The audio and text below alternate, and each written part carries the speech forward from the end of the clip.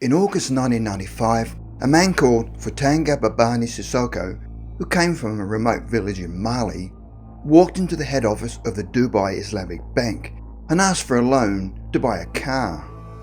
The manager, Mohammed Ayoub, agreed, and Sissoko invited him home for dinner.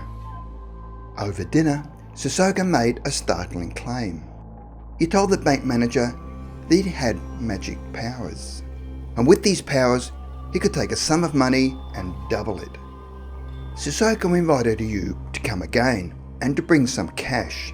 The manager was taken in by this colourful and mysterious businessman, and when he arrived at Sissoko's house carrying his money, a man burst out of a room screaming that a spirit had just attacked him. He warned Ayoub not to anger the spirit for fear his money would not be doubled. So Ayoub left his cash in the room and waited. He said he saw lights and smoke and heard the voices of spirits. Then there was a silence. The money had indeed doubled. Ayoub was delighted, and the heist would begin. The following story is about how Sissoko conned his way to being a millionaire and fooled many people.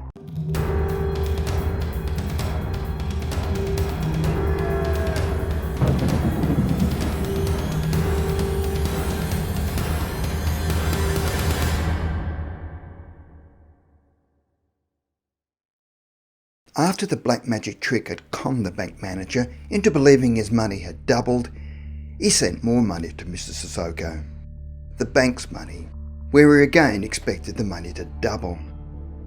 Between 1995 and 1998, bank manager Ayoub made 183 transfers into Sissoko's accounts around the world. Sissoko also ran up huge credit card bills in the millions, which Ayoub would settle on his behalf. By 1998, the bank was having cash flow problems where crowds of people gathered outside waiting to withdraw their money. The Dubai authorities downplayed the crisis. They called it a little difficulty that did not lead to any financial losses either in the bank's investments or depositors' accounts. But this wasn't true. The people who owned the bank took a huge hit, and unfortunately the bank was not covered by insurance. The only reason the bank survived was because the government stepped in to help. By this time, Sissoko was far away. With this scheme, he did not need to be in Dubai to keep receiving the money. In November 1995, and only weeks after conning bank manager Mohammed Ayoub with his black magic act, Sissoko visited another bank in New York. He walked into Citibank with no appointment, befriended the female teller, and ended up marrying her. It was a fake marriage, but it was a pretense that made his relationship with Citibank more comfortable. He ended up opening an account there where more than 100 million was transferred into the United States. In fact, more than $151 million was debited by Citibank from Dubai Islamic Bank without proper authorization. Sissoko paid his new wife more than $500,000 for her help, even though she understood that he had other wives. She made a healthy profit from the deal. Now that the bank's money was flowing in, Sissoko fulfilled a dream by opening an airline for West Africa and bought a used Hawker Siddeley 125 and a pair of old Boeing 727s. This was the birth of Air Dabia, named after its village in Mali. In July 1996, Sissoko made a serious mistake where he tried to buy two Huey helicopters dating from the Vietnam War. He claimed he needed to use them as an emergency air ambulance, but the helicopters were too big and unsuitable. He also needed a special export license, where Sissoko's men tried to speed things up by offering a $30,000 bribe to a customs officer, but were arrested. Interpol issued a warrant for Sissoko, where he was tracked down in Geneva, trying to open another bank account, and extradited back to the United States, where he immediately started to mobilize influential supporters. A Miami lawyer called Tom Spencer was asked to represent Sissoko. Spencer claimed that the prison warden at the Miami correction facility was enjoying Sissoko's company because he was flying in fantastic meals from Paris every night for them.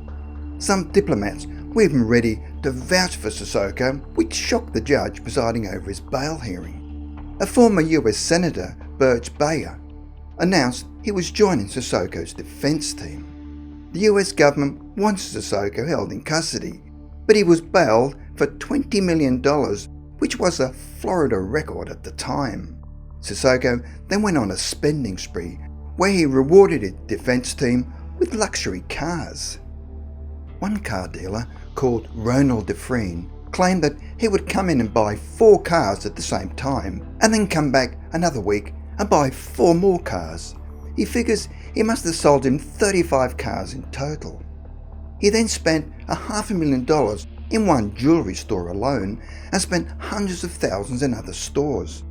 In one man's clothing store, he spent more than $150,000. Sissoko became a Miami celebrity and housed his many wives in 23 apartments that he'd rented. He was described as handsome and dressed with great style, but there was also another side of Sissoko where he gave away large sums of money to good causes. One of his defence lawyers, Professor H.T. Smith, claimed that on Thursdays he would drive around giving money to homeless people. As his trial was approaching, he gave $413,000 to a high school band that needed money to travel to New York for Thanksgiving Day parade. He was obviously looking for good publicity. It was claimed by the Miami Herald that he possibly gave away $40 million. It is said that much of what he did was for image and to perpetuate the belief that he was a very powerful man and fabulously wealthy. He would give away money, but it was never done in a way that he didn't get publicity for it. Strangely, when his court case finally arrived, he disregarded his lawyer's advice and pleaded guilty. He was sentenced to 43 days in prison and a $250,000 fine, which was paid by the Dubai Islamic Bank without its knowledge. After serving only half his sentence, he was given early release in return for a $1 million payment to a homeless shelter. He returned home to Mali to a hero's welcome. Around this time, the Dubai Islamic Bank's auditors began to notice that something was wrong. Ayoub was getting nervous, and Sissoko had stopped answering his calls. Ayoub finally confessed to a colleague how much money was missing, which totaled $242 million. He was found guilty of fraud and given 3 years in jail. It's rumoured he was also forced to undergo an exorcism to cure him of his belief in black magic. Sissoko has never faced justice. In his absence, a Dubai court sentenced him to 3 years for fraud and practicing magic. Interpol issued an arrest warrant and he remains a wanted man.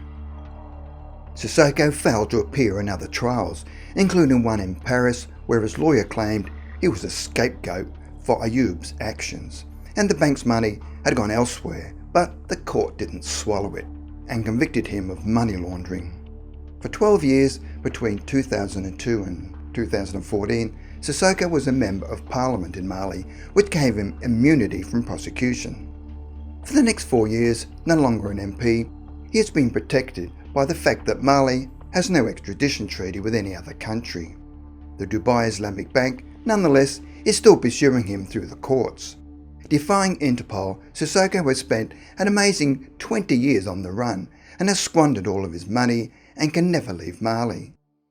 He has never spent a day in jail for the black magic bank heist.